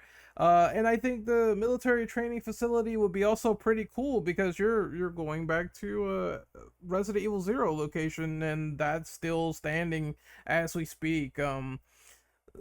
It's gonna be very fascinating how they do this stuff, because how is now you gotta start thinking about how are these destroyed places gonna be at night where you can't see fuck all. I know they're gonna have flashlights and everything, but it's probably gonna make the horror 10 times more intense, so I cannot wait for them to put us in these situations. I definitely want to see more of these locales, and of course there's still the Umbrella Labs under the town itself, so to speak. So we can go back to there as well and see, like, oh shit, the Nest is still standing after all this time. It's still kind of down here, dude. So yeah, I would like to see that as well if I were to squeeze in another location in there just for fun. But Yeats, it is your turn. What locations you want to see revisited with Resident Evil 9 Requiem? I'll say Capcom has the funniest opportunity to put the clock tower in RE9 Oh my for Grace god. to go through. Do Since it. RE3 Remake didn't have it, that they can do it in RE9 and be so hilarious. Please, Capcom, do it. Do it. But besides that, I think it was I think from Spear during what you guys mentioned earlier, the demo takes place in Rhodes Hill, which is in Raccoon City. So like, if that's the early game, then the game starts in Raccoon City basically with her tied up. So I need to I actually don't know the geography, but like depending on where the Rhodes Hill Hospital is located, we can maybe figure out like roughly what areas they'll go to. Because obviously it's like the RPD, or like we're gonna go pass by it at least. I don't know if we're actually gonna like do much with it, but I could definitely see like Clock Tower maybe. RE0 Mansion would be cool. I'm just trying to think. Arklay Mountains. I feel like that would definitely uh be one to keep a lookout for. Mm, cause like, cause it's like I don't want to get my hopes up, but you know they said like you said like Keeley said that the scope was big, so I don't like. I'm just gonna say how many locations will it be? It's like, will it be like multiple? It's like how linear will it be? It's like we can do is speculate, but yeah, I'd like to go to a lot of locations. Any of them, all of them. Honestly, it'd be cool if we could explore like half the city at least. Yep, just like a lot of RE3 locations, Zero, the Underground, I think those should be paramount as to trying to find out what's going on. And already I have some imagination. They're going to definitely show some of those. And Delusion, it is your turn. What locations do you want to see come back for RE9? I mean, we got confirmation of RPD. Yeah, it would be funny for Clock Tower. We can actually see that. Uh, Maybe I would say the park, but I mean that's outside. That's probably done for. There's probably nothing living there. So I mean, just anything that we haven't seen when it comes to Raccoon City that we have seen in the past and we haven't seen in the past. I would just want more. I mean, I know it's gonna be like demolished and everything, but I'm just welcome more exploration when it comes to everything because this is new. They could do anything with this. So I'm opening my mind. I was gonna say the craziest thing and be like, let us go back to Tall Oaks since they blew that up too. But you know what? maybe that's for the future or something. I don't know. That'd be funny as hell. And we are on the last question. Oh yeah, the outbreak scenario locations will be pretty good. Going back to those labs and Hellfire. Damn. Just imagine Hellfire now after the buildings have been blown the fuck out, dude. That'd be absolutely insanity. But yeah, Can I I chime in and say something? go right ahead. I was gonna say, some of them are destroyed, but like now that you say it, if they do add like, what I've been thinking is that they obviously have RPD assets for Remake, so I'm thinking that since RE9's probably been like in the works for a while, if they have a lot of assets for Raccoon City, this could lead more credit. This could like give more credentials or more credit to an Outbreak remake, because they could use the assets from like RE9 if they have like any of those buildings. I feel like the creation of this game basically puts all that stuff on the cards. It's just though, like every fan is just thinking that at this point, it's just no way that you would not have an outbreak game somewhere on the horizon. But We need it, Capcom. We need it. we need it now. Do it now. Do it now. Give me the cookie now. But we're moving on to our last question for tonight. And do you think the end is near for any of the legacy characters if they do appear? One of the big speculations that has happened since people were talking about this game is if they show Leon, is there a possibility that they will end his story arc since it started at Raccoon City? And it would be symbolic if it ended at Raccoon City. What do you think about that in particular? And I will go with AK Austin first. So, yeah, I know this has been a big topic for the last like 5 years. That Resident Evil 9 will probably be the end of a character. It's like it has to hit well. A character has to get taken out of commission. These guys have been surviving these situations for too long and too many times. I get it. I get it.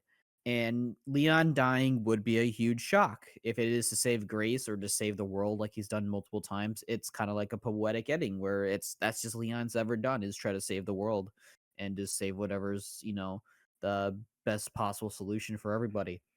I personally think if they're going to take out a legacy character and if it's going to be Leon, I don't think they'll kill him. I think he'll be permanently maimed. So like lose an arm or leg or be paralyzed, who knows. I personally think if you're going to take out Leon, one of the like strongest or Resident Evil characters in terms of survivability, durability, and just survival rate, etc. Like he has a higher survival rate than Chris, in my opinion, which is saying a lot since that guy can punch a goddamn boulder. But yes, it is my assumption that if this is Leon's final game in the series, I don't think you kill him. I think you just permanently maim him or cripple him so that he is permanently out of the equation, which is either lose an arm, lose a leg, get paralyzed, get super messed up. Who knows? That's how I would do it.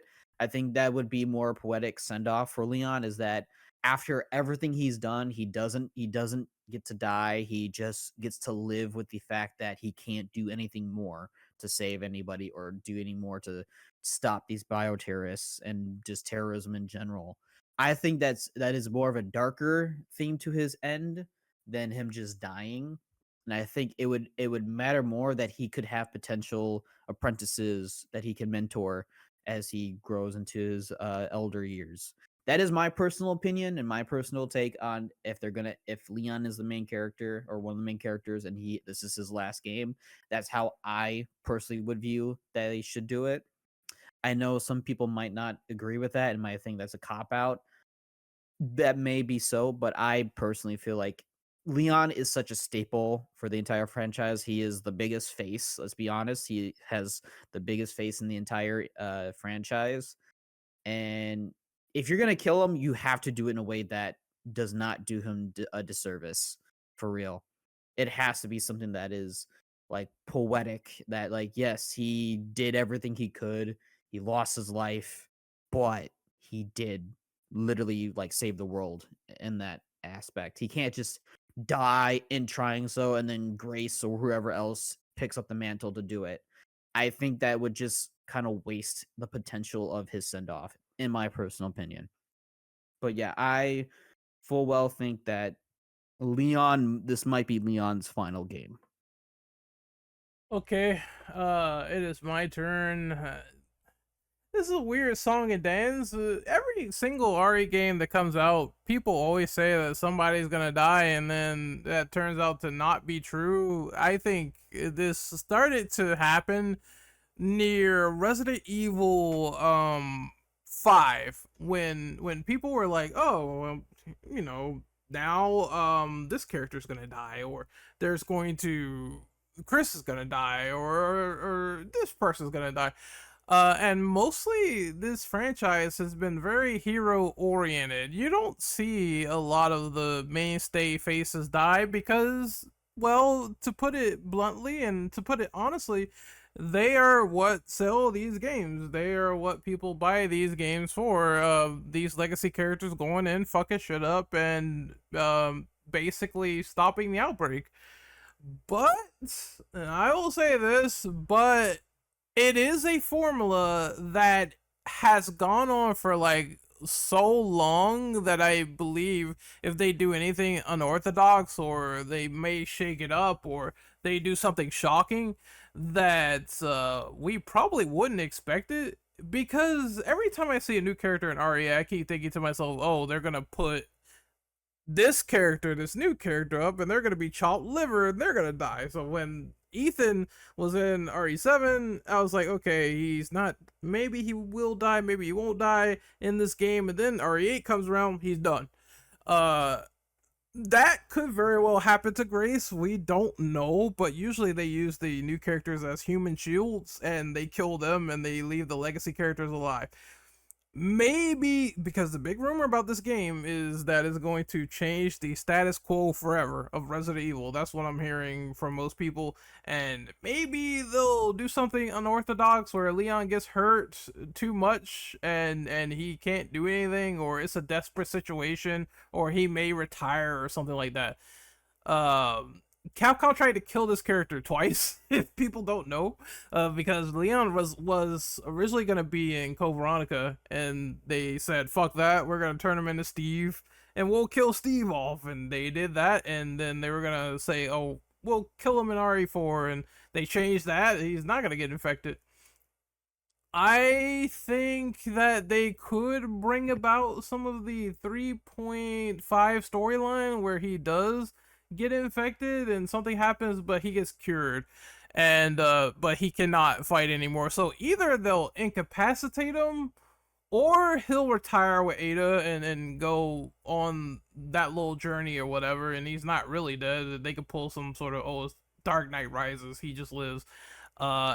Or I believe that he'll just go into the sunset or whatever. I don't know. It just seems like Capcom, if they wanted him dead already, they would have did it by now, and they just won't go through with it. But if they do go through with it, then I will say it's 100% symbolic to the theme of the game, which is this is the past, you know, and a lot of people will lay with the past. They can't get over the past. I think Leon, in terms of character, is the one that has the hardest time of letting go the Raccoon City incident compared to something like Claire or whatever, where it seems like she's a lot more, she's still like tormented in ways, but not as much. So I can see them sort of doing that or whatever, but I don't know. Whatever they go with, if it makes the most sense, if it's a tearjerker, because I did enjoy the ending of Resident Evil 8 where Ethan died. I thought that was very well done. Same for the Shadows of Rose DLC. And I thought that was well done where they had like some emotion put into it.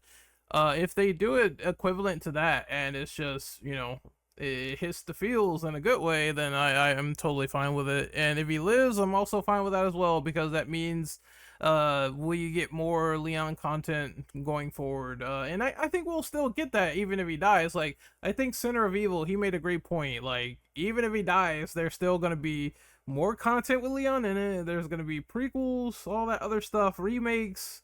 There's still RE6 so they can remake. It's not like he's gonna go anywhere. Mercenaries games, he's still a popular character to Capcom, and I think they're gonna treat it as such with that in mind. So let's have faith and let's see what happens. Enderlucian, what about you? Do you think they're gonna kill off Leon or not?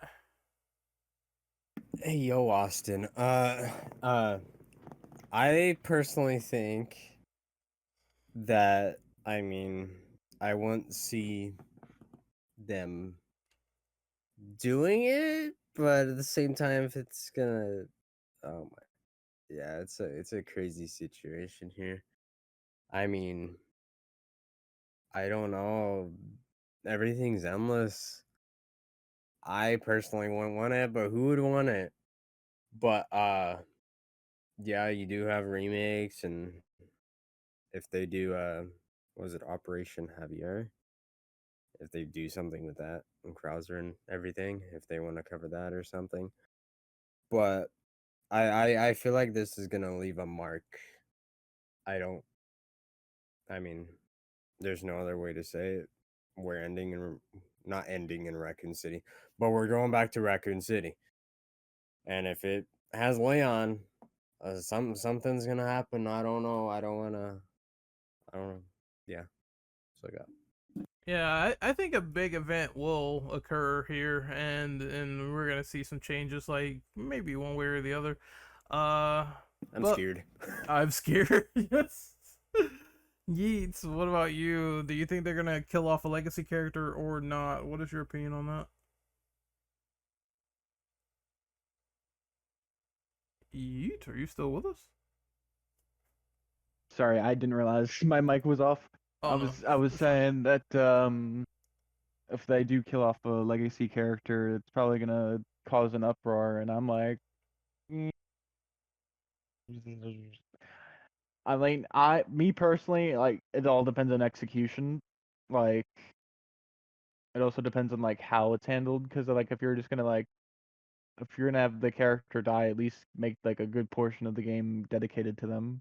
Just don't have them like come in at the very end and then just die. That's why I feel like if it's gonna be Leon or like some legacy character, they need to have like a decent portion of the game, or at least be involved in the narrative.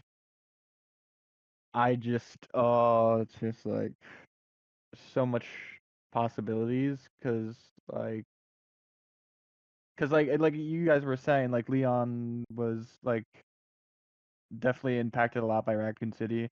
And I think with RE4 remake, if they're gonna bring Leon back and have him like taken out, it makes the RE4 remake stuff like impact way more, because it's like because that makes me think that like RE4 remake's gonna tie into Requiem, just because of like the more mature tone there, and how this could be like. But I don't There's know. Maybe Leon's just maybe. there's people kind of Letting know. saying that. They're kind of saying that because the RPD is structured from remake 2 assets, not so much the original, because when we saw the RPD blow up in the original, they blew that whole thing the fuck up. It was nothing left. It was inside of the missile crater. So yeah, they could pull something like that, but I don't want to. I was gonna bring that up earlier, but I did not want to speculate about too much OG canon and remake canon.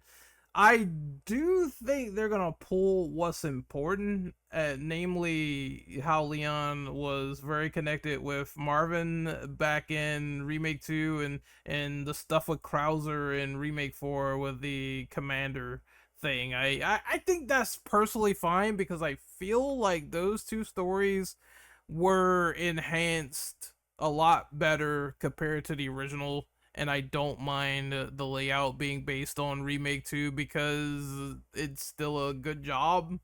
But if they do some old canon stuff like that, I don't mind that either. They're kind of doing that with Outbreak anyway, so they're appeasing both sides either way. But Yeet, did you have any final thoughts on this question? I just wanna. I just don't know, like, if any legacy character were to like go out, which one would people want the most? Because I think that's a very interesting topic. Should no, I think of because if I said my Ashley. answer, I'd be like, I'm just kidding. damn, Ashley. I'm joking. I'm joking. What would it be? I don't you. I'm thinking to myself, it would probably either be. I think Ada dying would be because Oh my god, the uproar that would get. Oh my god. it would get an uproar, but at the same time, it's like it would make a little sense because at first it's like, oh, well, you think Ada's dead, but she's not dead, and then this time she doesn't come back. So I think that would be sad with her and Leon. Someone said they should do it reverse, and that would also be pretty saddening. But if I had the opportunity to say, hey, someone could live and maybe carry on into more games, then I don't know. But Capcom has been on that trend as well of, hey, we have this new character, let's kill them off in order to avoid backlash, which that's what they've been doing for the past couple of years. So I wouldn't be surprised if they do that at the same time. But if you had to kill someone off, Leon would be sad, maybe Ada, but those are the two that I would pick. I think if you do that with Jill, people are going to uppercut the moon, because it's gonna be like, oh, you just brought Jill back to kill her off. What the fuck are you thinking? So I don't think her and Chris's story obviously is not done. And we know Chris lives at the end of the timeline, so he's definitely not on the chopping block at all. For at least 15 years later, and then after that maybe. But I guess we'll see. Does anyone else have any sort of speculation as to who might die or what character you would pick, or is that it for today? I think Austin? that's it for me. Okay, that's fair. That's fair enough. So we're gonna do outros now at this point. Pretty fun podcast. Whenever there's new information, which is going to be Gamescom, that's going to be around August the 20th, and then the month after is Tokyo Game Show. We're getting a trailer too, indeed, for this, and we will be back to talk about Resident Evil 9 then. I'm hoping to God that Capcom releases a demo because that I just don't really care about it being at a conference I can't play it at.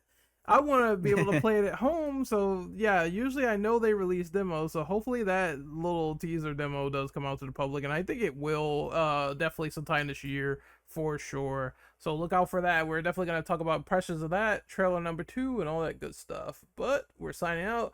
Austin, where can we find you on social media? So I currently don't use much social media. I mostly use YouTube and Twitch as my main source of just being on the public space. I haven't been on there much. I've been dealing with a lot of stuff and like a move, but you can find me on YouTube and Twitch under AK Austin TTV. That is the name I use for both. But yeah, I am slowly trying to get back into both YouTubing and streaming after I'm done with my move and dealing with all of my current issues. But yes, I'm AK Austin and I'm signing off right now. You can find me on YouTube at Renegade Operative. You can find me on Twitch. I did change my username slightly on Twitch, so now it's just Renegade Operative _, because as I told people before, a dickhead stole my name, so I can't use just twitch.tv Renegade Operative. I have to use a fucking stupid _, but there's an _ at the end of my name, Renegade Operative. It's just easier that way, and I have my Twitch there. As for content, I recently talked about everything horror related on my channel, which was, Resident Evil, Silent Hill stuff. Talked about everything else, so go check that out. We will indeed sort of give a retrospective of Silent Hill 1 next month after 4th of July weekend, so look forward to that. Horror's back, baby. It's just we are eating down tremendously at this point. Chronos coming out this year, all types of stuff. So definitely look forward to podcasts on those games in the future as well. Next up is Enderlution. Where can we find you, buddy, on social media? You can find me on YouTube at Enderlution, Instagram at Enderlution, Twitter at Enderlution. I mean, I haven't been streaming. It's been like 3 months. My first upload was that reaction Requiem, but I mean, hopefully getting back soon and everything. But yeah, I mean, it was a pleasure being in this podcast. I wish I could have gave more input on that stuff, but I haven't really played much of Outbreak and everything. But I tried the best I could. But yeah, it was a pleasure. Hasta luego. Yeah, I would say if you can find people to play with, it's a lot more fun because, as someone said before, Outbreak is not fun to play alone because it's kind of difficult at first. But when you start to learn, you get the hang of it. That's kind of how I learned the game a little bit. Played it with friends, went back, learned the elements, and it's definitely something that deserves a remake for sure. I think a remake nowadays, Outbreak would zoom off because the PvP RE is not really working out too well in my personal opinion. We need to go back to co-op. Next is Yeet. Where can we find you on social media, buddy? I go by Someone's Right on Twitter, and it's with just normal characters. Someone's Right, and I don't know. It's mainly my main social media. I don't really have anything else. My Discord is YeetTM. Pretty sure you can see me. Yeah, but that's it. But I was wanted to say, uh, they are right. Horror is back, and there's so many exciting games. So I hope everyone gets excited for the upcoming year and a half, since RE9 is going to come out in February. We're going to have a lot of horror games. Yep. Silent Hill in September, RE9 there, Chronos New Dawn.